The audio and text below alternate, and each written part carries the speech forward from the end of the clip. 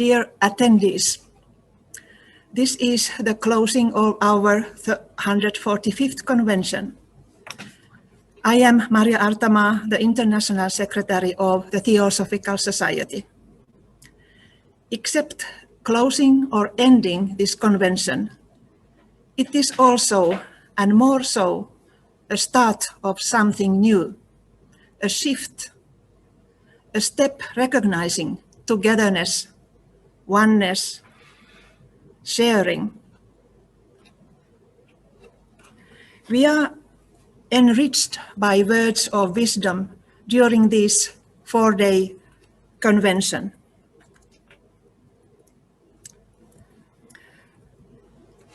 And the words which have listened hopefully make our understanding of the cycles and our stand in it more, so that everything is more meaningful as a whole at this cycle where we are involved in.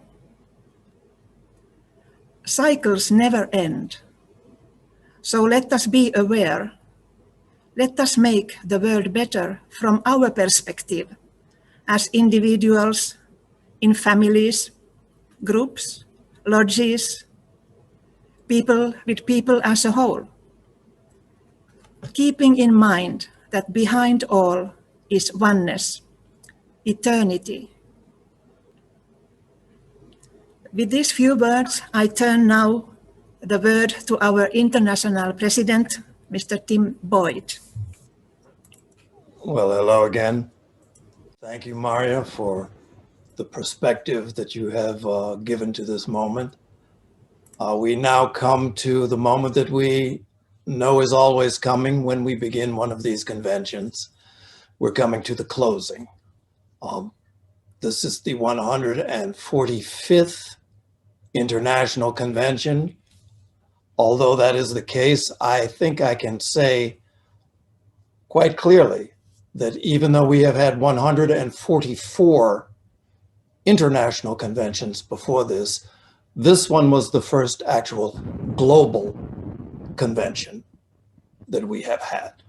We have had participation from countries and people who previously would not have been able to join together with us. It's been quite inspiring, quite motivating for all of those who have been involved. Obviously, this would be something that would not have taken place in this fashion were it not for what we might call the blessing side of this COVID pandemic. Everything has its darkness, but everything also has its light. Very early on, when it became clear to us that a normal convention during this pandemic year would be impossible, in a certain way, the limitations of this pandemic allowed our thinking to grow and to expand in ways that were always there, but in the absence of this particular crisis were unseen. So beginning all the way back in July, the planning for this never before attempted event began. And it was something where literally, from our perspective, we had to invent the wheel, having never done something like this. Our initial concept was to try and span the globe. The intention was that given this opportunity for an online convention where geography was no longer a factor, it would give us the opportunity to include new faces, to give access to new voices that otherwise would not be heard in an ordinary international convention. This whole aspect of translation, which has been handled so wonderfully, 10 languages. English has been translated into 9 other languages simultaneously. Throughout the course of this convention, I have been hearing from people in various places who previously were unable to participate because of the language barrier.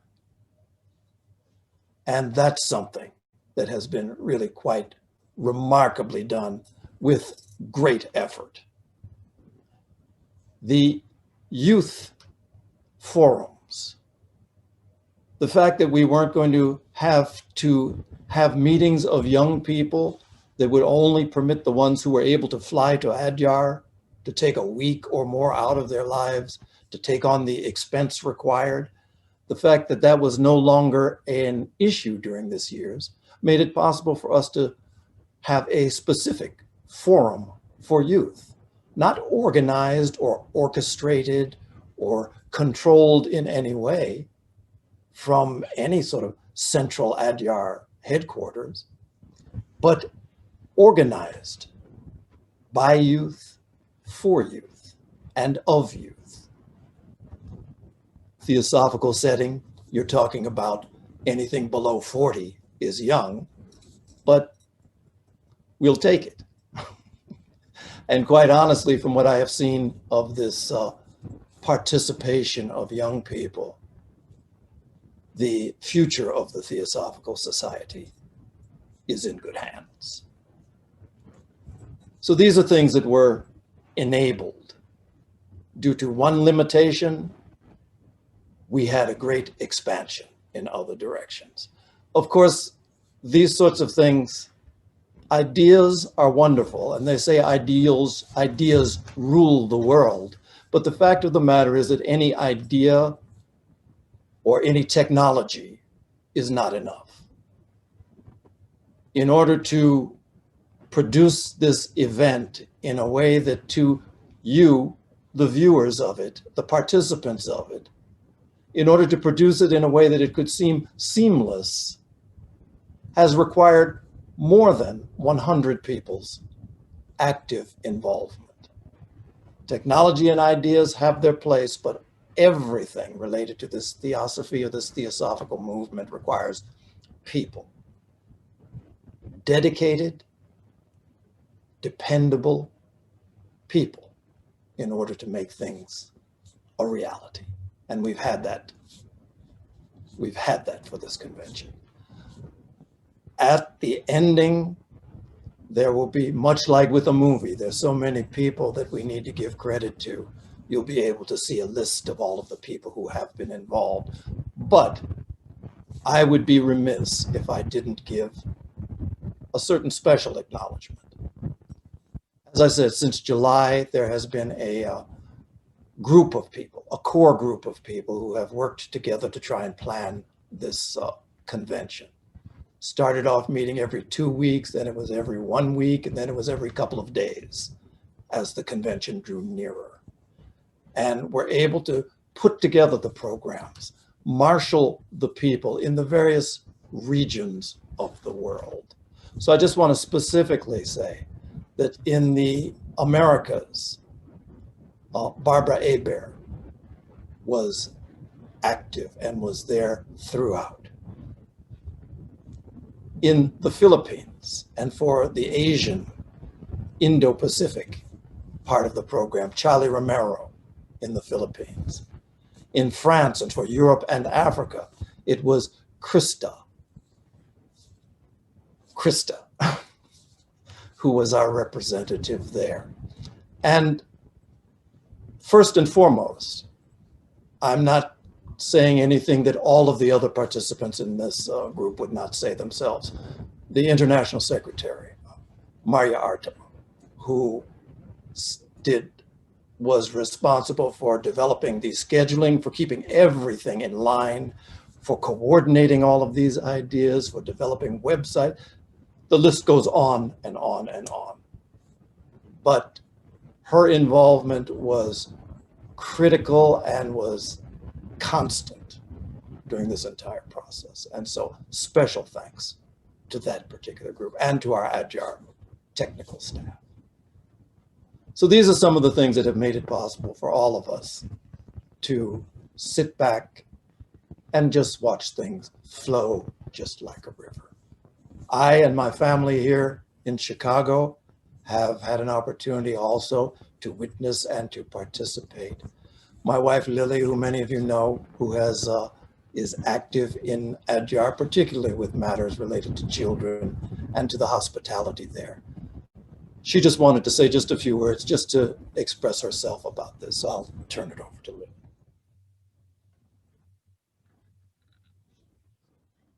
Greetings to my brothers and sisters and to my Adyar family. First, I want to thank everybody who worked hard to make the convention a success. All of us had a challenging year and have gone through a whole lot. I am wishing all of you lots of blessings. Be thankful for the past and the promise of the future. Good health, prosperity, joy, and peace surround you, and happiness be with you now and bless you evermore.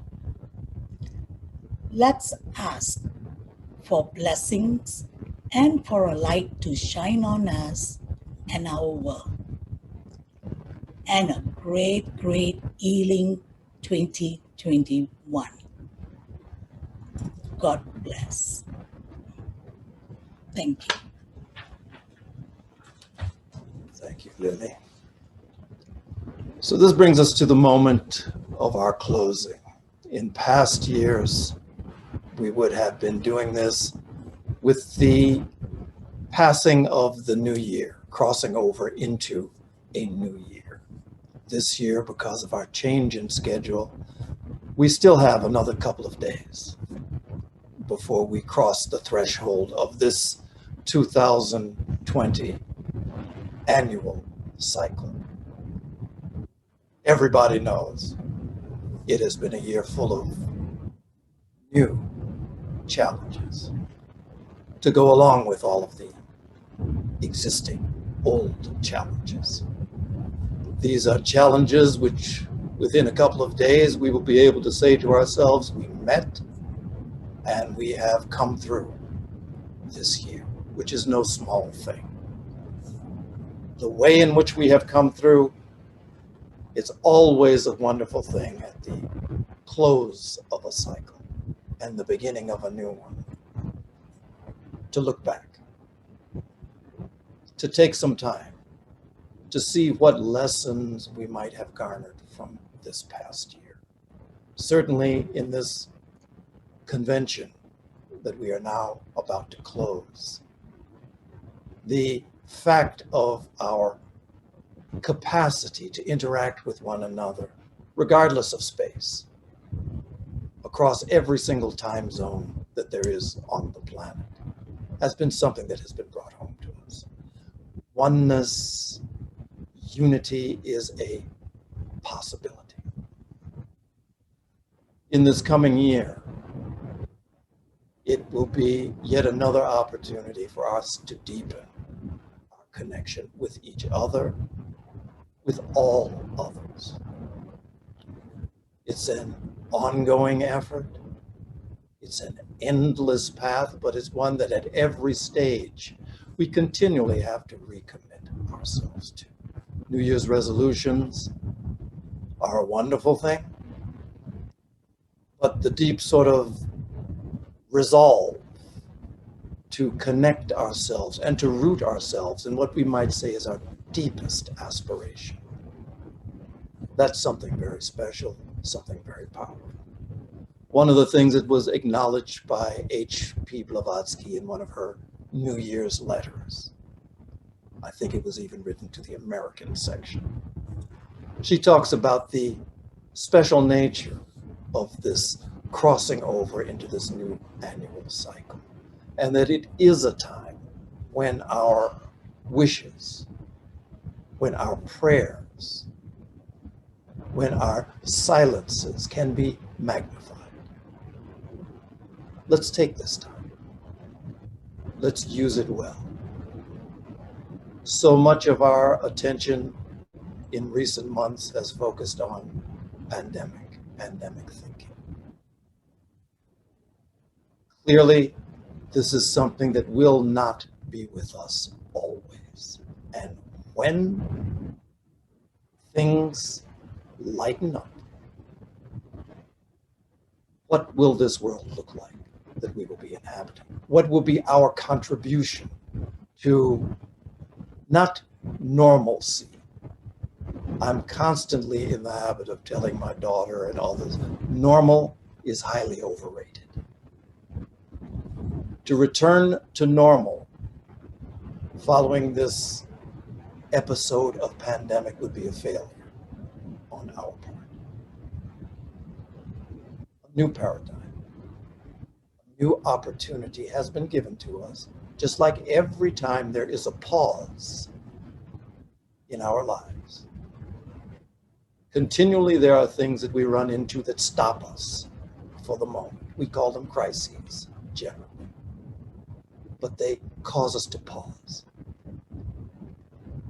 Out of this particular pause, it should be our hope that we move into a world that we assist in creating, where the sorts of injustices that are rampant in every land, we become a factor in addressing it. That the brutality that we inflict upon one another and upon the earth is something that we ease. And that the future that was promised to us at our birth, we are able to promise and enhance for those who are coming behind us. It's a hope. It's an aspiration. But it is also the work that we are here to do, and that the Theosophical movement was formed to address. There's more to this than just being. There's more to this than just cultivating an inner sense of peace, although that's necessary.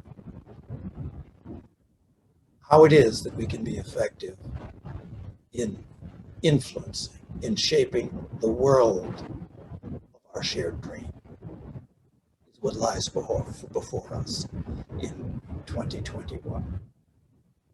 2 days from now, we begin again.